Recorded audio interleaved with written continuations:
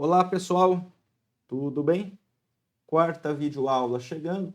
Hoje nós vamos conversar um pouco sobre erros, tá bom? Então, uma das principais tarefas de um experimentador e que será cobrado de vocês nos relatórios é identificar as fontes de incertezas de suas medidas e quantificar essas fontes. Aqui eu quero fazer uma ressalva que erro e incerteza, por vezes, para não falar sempre, são termos sinônimos, tá? Por vezes nós falamos erros e incerteza se referindo sempre ao mesmo assunto. No entanto, quando nós falamos erros aqui, nós não estamos falando de erros em geral. Nós não estamos falando dos erros do dia a dia, no sentido de equívoco, tá? Mas existem erros que são inerentes do processo de medida.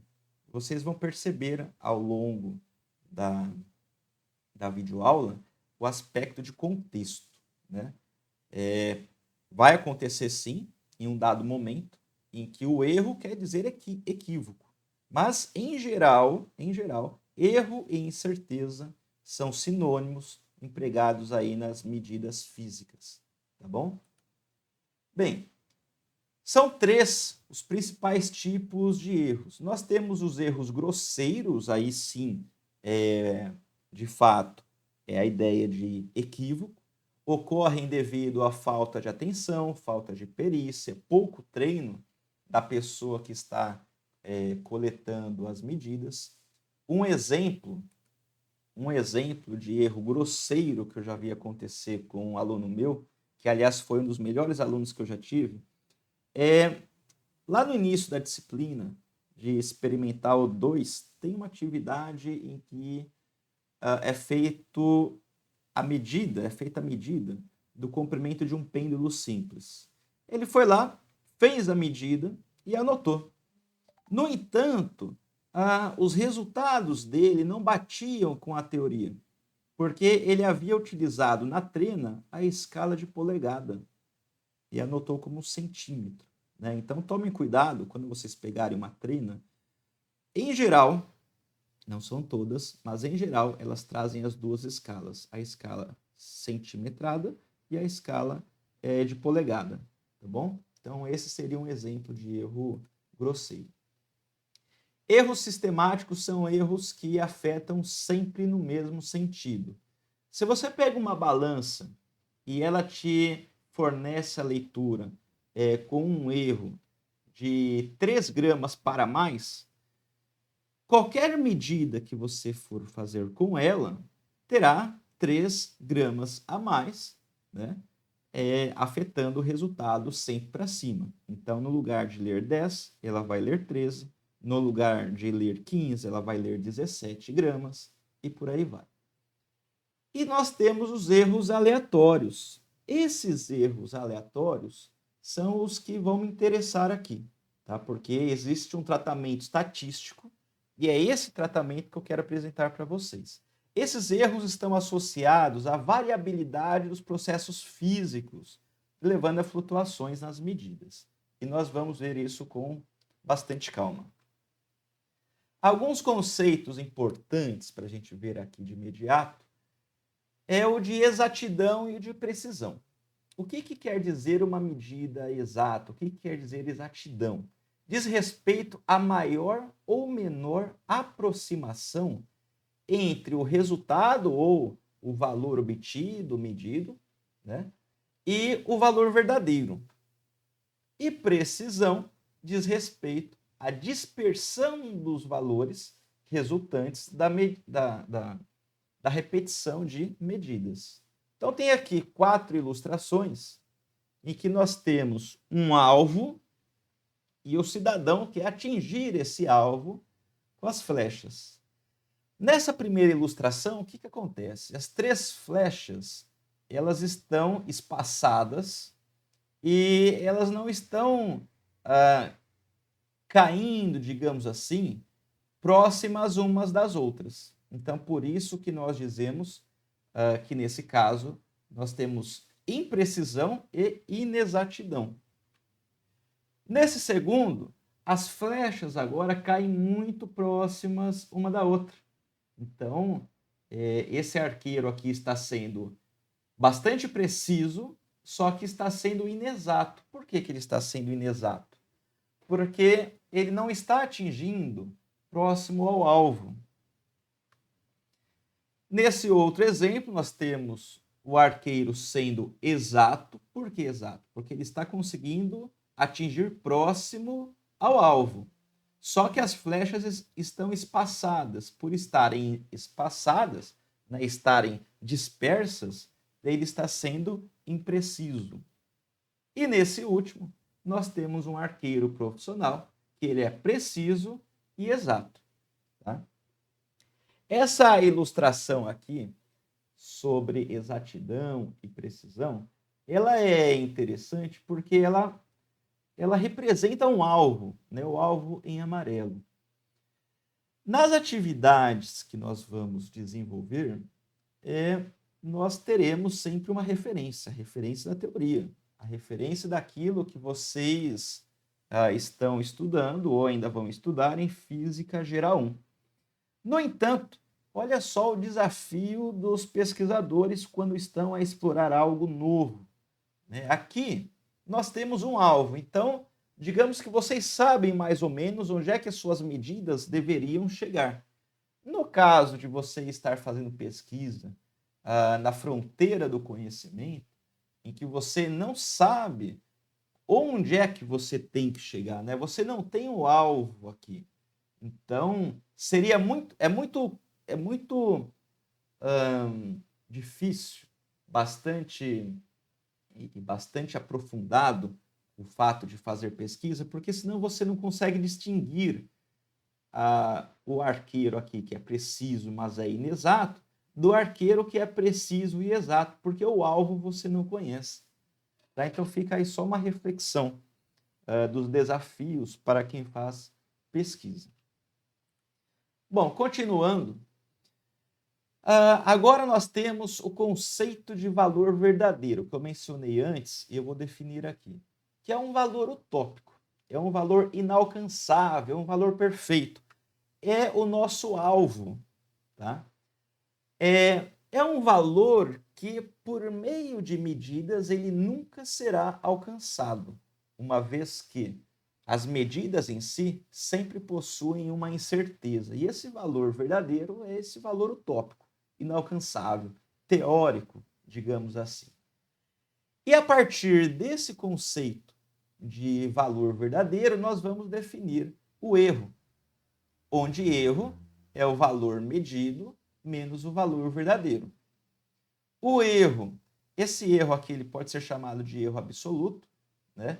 Quando positivo, nós dizemos que a medição está adiantada, e quando negativo, nós dizemos que a medição está atrasada. Esse erro absoluto, cuidado para não confundir com o módulo do erro, tá? É só erro ou erro absoluto. Um outro conceito é o de correção, onde correção é menos o valor do erro. Se o erro for negativo, menos com menos fica positivo. Tá? Então, ele é sempre o contrário, algebricamente, do erro. Falando aqui da correção. Se soubermos que uma dada medição está afetada de um determinado erro, o valor correto pode ser obtido mediante a correção do resultado. E nós temos aqui também o erro percentual, onde o erro percentual é o erro dividido pelo valor verdadeiro vezes 100%. Algumas fontes de incertezas associadas às medições. Nós temos aqui as condições ambientais, que são temperatura, umidade, pressão atmosférica. Essas condições ambientais podem influenciar no mensurando. O que é mesmo mensurando? Mensurando é aquilo que você vai medir. Se você está a medir um tubo de alumínio, né, dependendo da temperatura e da precisão do seu instrumento, você pode acabar constatando aí uma medição diferenciada em temperaturas diferentes por conta da variação do comprimento dele, né? Uma vez que ele pode se dilatar e pode se contrair. Nós temos fontes nos instrumentos. Então, você tem ali características importantes como a resolução. O que é a resolução? A resolução é a distância entre dois pontos consecutivos da escala. Então, se você tem uma régua milimetrada, a resolução é de 1 milímetro. Você tem a estabilidade. Se você estiver mexendo com uma trena, né, ela é maleável, então isso pode afetar a sua medida. Você tem a sensibilidade. Você pode ter uma balança em que, se você colocar 1 grão de areia, ela, ela não lê nada. Se você colocar 2 grãos de areia, não lê nada. Ela só vai começar a ler alguma massa depois que você coloca uma quantidade de areia em cima. Por exemplo, tá? É só para ilustrar um exemplo em que o instrumento não é sensível a qualquer coisa, né? Há um certo nível ali de sensibilidade. E nós temos ali as características também do mensurando, que são suas flutuações. Se lembram que na videoaula 2 eu dei um exemplo em que nós tínhamos que medir o comprimento de uma folha de papel. E o papel ele estava mal recortado, as bordas não estavam muito bem definidas. Então ali, dependendo da posição que você coloca a régua, você pode ter uma certa flutuação. E isso é em função do mensurando. E outras fontes de incerteza é o experimentador. Você tem o tempo de reação nosso, né, tempo de reação humana. Você pode ter ali método de medição inadequado, erros de leitura, incorreta utilização do instrumento. E aqui eu quero destacar um pouquinho o tempo de reação. O tempo de reação é o tempo que você demora entre perceber um estímulo e reagir a ele, né? Se você tiver que cronometrar, por exemplo, alguém vai lá e bate palma, e você tem que ativar o cronômetro logo depois que a pessoa bateu palma. Caso você não esteja vendo a pessoa bater palma, você ouviu, né, e apertou o cronômetro. Entre ouvir e apertar tem um intervalo. Esse intervalo é o que nós chamamos de tempo de reação. Uma forma de minimizar o tempo de reação é, se você estiver vendo a pessoa bater palma, né, então eu vou aqui, pá, você consegue um pouco que estimar o momento exato em que você tem que ativar o cronômetro. Entendeu? Então você tem uma perspectiva do momento exato em que as minhas mãos vão se encontrar e você ativa o cronômetro. É uma forma de você reduzir um pouco aí o tempo de reação. Ainda assim, né, haverá algum resquício desse tempo de reação. Uma outra possibilidade, se você estiver observando um fenômeno repetitivo, né, você pode diluir o tempo de reação. Por exemplo, se você tem um pêndulo, né? O que é um pêndulo? Um pêndulo é uma massa pendurado por um fio e ele oscila. Tá? E você tem que medir o tempo de oscilação. Então você pode escolher, por exemplo, a hora que o pêndulo estiver lá no fundo, né? À direita de vocês aí. Então ele vem, volta, medir o tempo de oscilação. Se eu medir um tempo só, eu vou ter o meu tempo de reação atrapalhando a minha medida.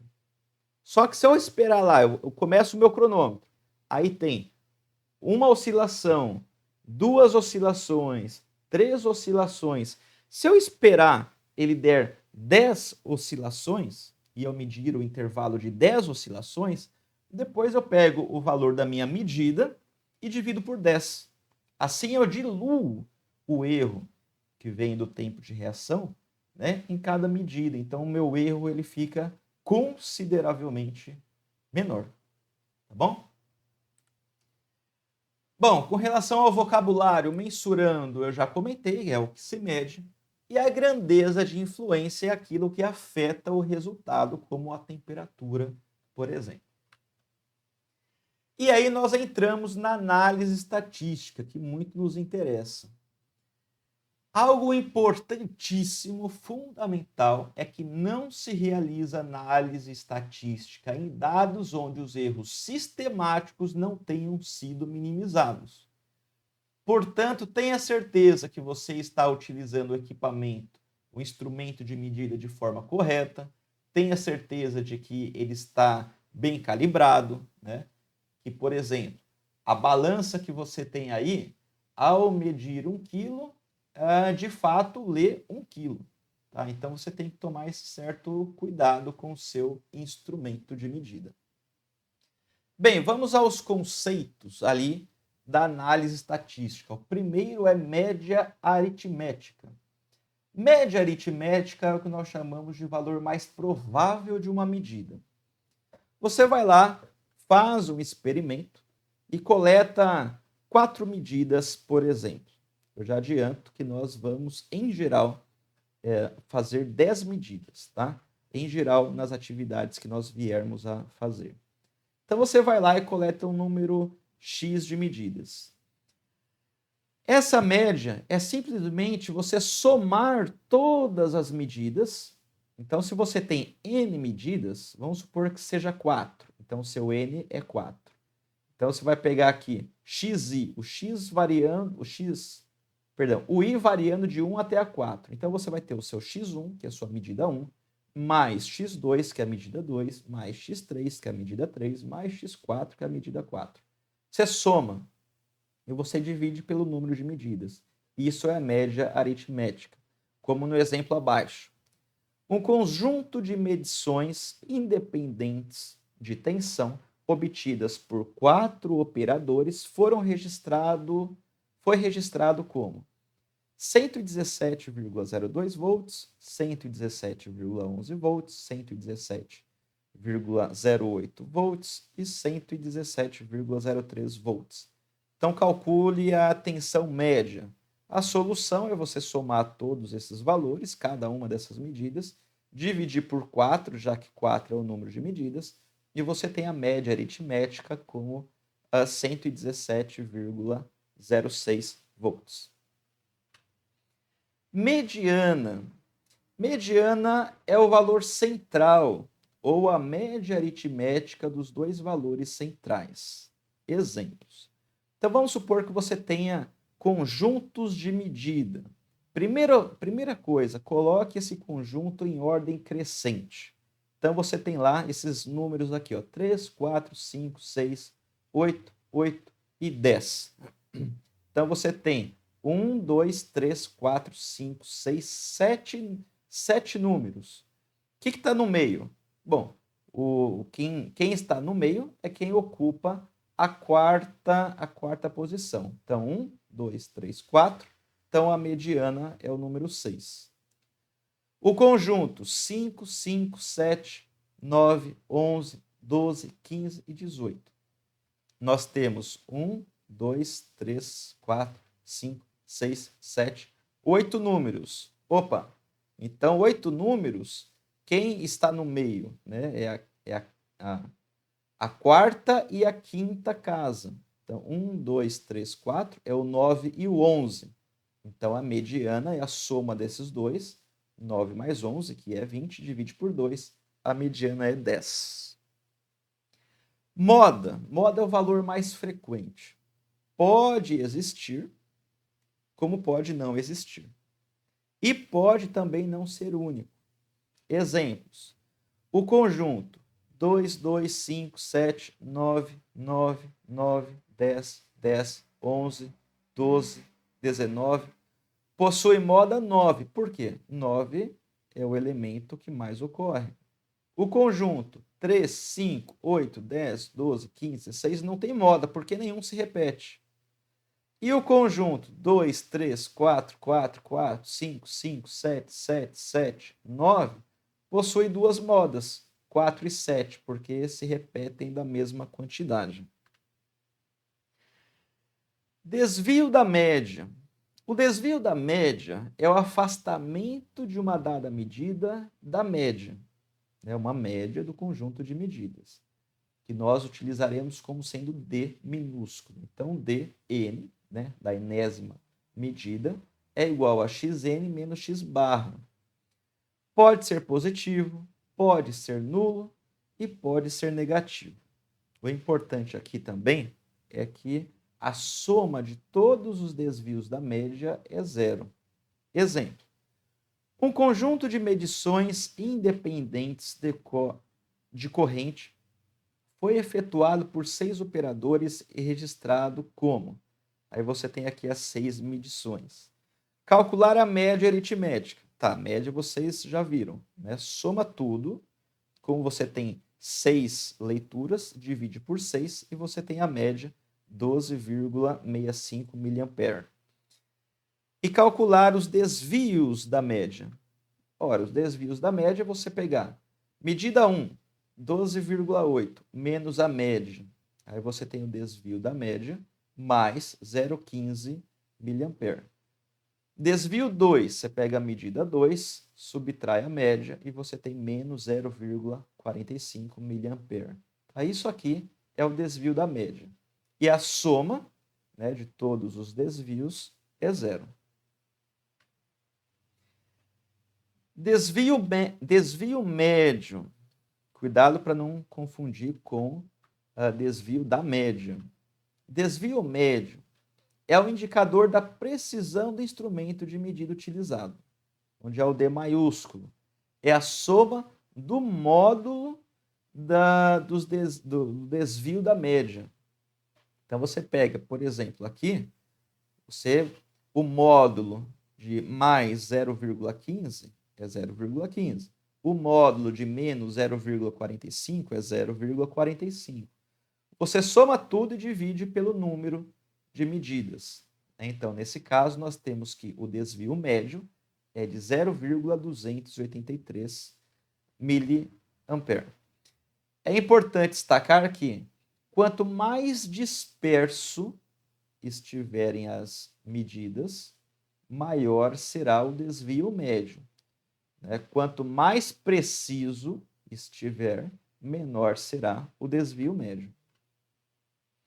Desvio padrão vai ser o principal indicador para a gente. O desvio padrão, ele é um parâmetro de dispersão. Ele também reflete o quão espalhados estão as medidas. É conhecido também por raiz quadrada da média dos quadrados. O desvio padrão que nós vamos utilizar é esse aqui, ó, sigma, que é igual a raiz da soma dos desvios da média ao quadrado dividido por n menos 1, onde n é o número de medidas, tá? E você faz essa conta, você tem o desvio padrão. Esse desvio padrão aqui, ele é chamado de desvio padrão amostral. Existe também o populacional, em que você não tem esse menos 1. Mas como o número de medidas que nós vamos coletar aqui serão sempre limitadas, então nós vamos preferir utilizar o desvio padrão amostral. Exemplo: 10 medições de uma resistência deram. Daí você tem o valor das medidas aqui. Admitindo que estavam presentes apenas erros aleatórios, né? Porque não se faz análise estatística se não forem apenas erros aleatórios, você não tendo erros grosseiros e minimizando os erros sistemáticos, calcule a média estatística e o desvio padrão das leituras. Bom, a média é bastante tranquilo. Antes de eu ir para o próximo slide, eu quero só destacar um certo ponto. Digamos que essas medidas foram feitas com um ohmímetro, né, que é um recurso que está presente em um voltímetro, voltímetro não, em um multímetro, e foi lido lá o valor 111,2 em um instrumento digital.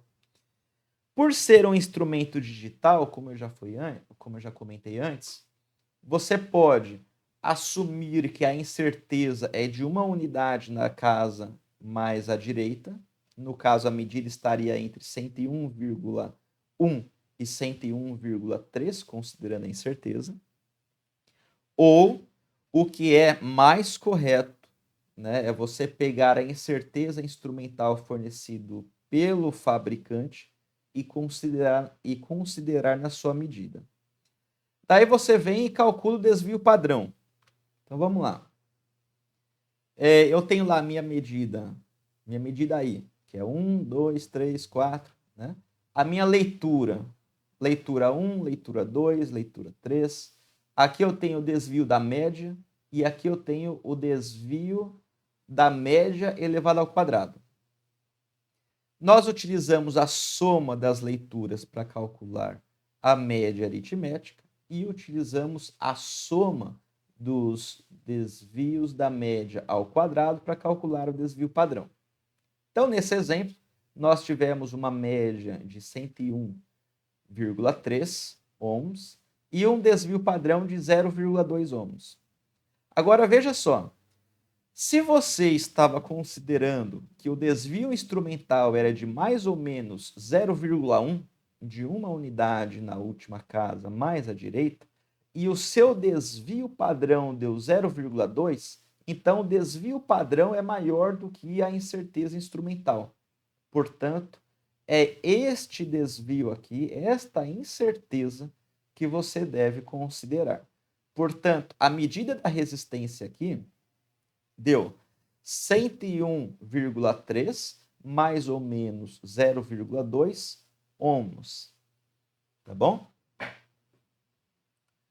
Bem, então nós vimos aqui o essencial, digamos assim, de um tratamento estatístico que vocês deverão utilizar nos relatórios de vocês. Mas ainda tem uma segunda parte que eu vou apresentar aqui nos slides e eu vou deixar esses slides disponível no Moodle para vocês. Vocês se lembram que eu comentei que existem regras para se fazer operações com algarismos significativos. Se você tem dois valores numéricos, você tem que somar ou subtrair, você vai considerar aí operações com algarismos significativos. O mesmo vale para divisão e para multiplicação. As operações com algarismos significativos, em geral, é utilizado na solução de exercícios teóricos, em que não é dada a incerteza para vocês. Como aqui na disciplina de laboratório de física vocês vão colher medidas e vocês vão verificar as incertezas dessas medidas, então vocês não vão mexer com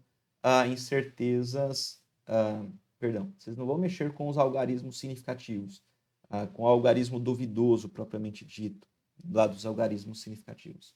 Nós vamos fazer operações com desvios. E essas operações têm regras, tá? Então, sejam duas medidas. Você tem a medida A, aí você tem a média, mais ou menos a sua respectiva incerteza, e a medida B, tá? É dessa forma que vocês devem representar as medidas feitas com incerteza. Você tem a média, mais ou menos a incerteza, coloca tudo entre parênteses e a unidade na frente. Tá? Como aqui é uma análise algébrica, nós não vamos colocar aqui a unidade. Então você tem essas duas medidas. Como é que se faz a adição de duas medidas considerando sua incerteza? Então você tem uma mais a outra, você soma elas e as incertezas elas se somam. No caso de subtração, mesma coisa. As incertezas se somam. Você tem a subtração aqui na média, mas você tem as incertezas se somando. Na multiplicação, você tem a multiplicação da média, tá? Uma pela outra. E aqui tem um equívoco, tá, pessoal? Aqui eu colei duas vezes. Não colei duas vezes, não. Deixa eu checar o que eu fiz aqui, peraí.